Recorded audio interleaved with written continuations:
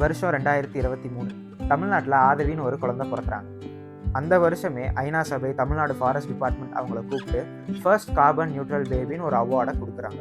And அவங்கள Tamil Nadu forest டிபார்ட்மெண்ட்டோட child அம்பாசிடராக தேர்ந்தெடுக்கிறாங்க. ஏடா என்னடா குழந்தைக்கு போய் என்னடா இத்தனை அவார்டு அப்படி என்னடா இருக்குது அப்படின்னு கேட்டால், கார்பன் நியூட்ரல்னால் என்னன்னு தெரிஞ்சுக்கணும். நம்ம பிறந்ததுலேருந்து இப்போ வரைக்கும் நம்ம எவ்வளோ கார்பனை ப்ரொடியூஸ் பண்ணுறோமோ அதுக்கு ஈக்குவலான ஆக்சிஜனை ப்ரொடியூஸ் பண்ணுறதுக்கு ஒரு சூழ்நிலையை நம்ம உருவாக்கணும். ஸோ அப்படிப்பட்ட சூழ்நிலை இந்த குழந்தைக்கு உருவாக்கப்பட்டிருக்கு. இதுக்கான காரணம் யாருன்னா அவங்களோட parents Dinesh and Janakanandini. Dinesh and Janakanandini என்ன நினச்சாங்க அப்படின்னா, தனக்கு பிறக்க போகிற குழந்தை ஒரு நல்ல சூழ்நிலையில் வாழணும் அப்படின்றதுக்காக பிறக்கிறதுக்கு முன்னாடியே தனக்கும் தன்னோட ஃபேமிலிக்காகவும் கிட்டத்தட்ட 6000 மரங்களை நட்டிருக்காங்க. அண்ட் இதை அவங்க தன்னோட நலனுக்காக மட்டும் செய்யாமல் இதை ப்ரொமோட் பண்ணுறாங்க.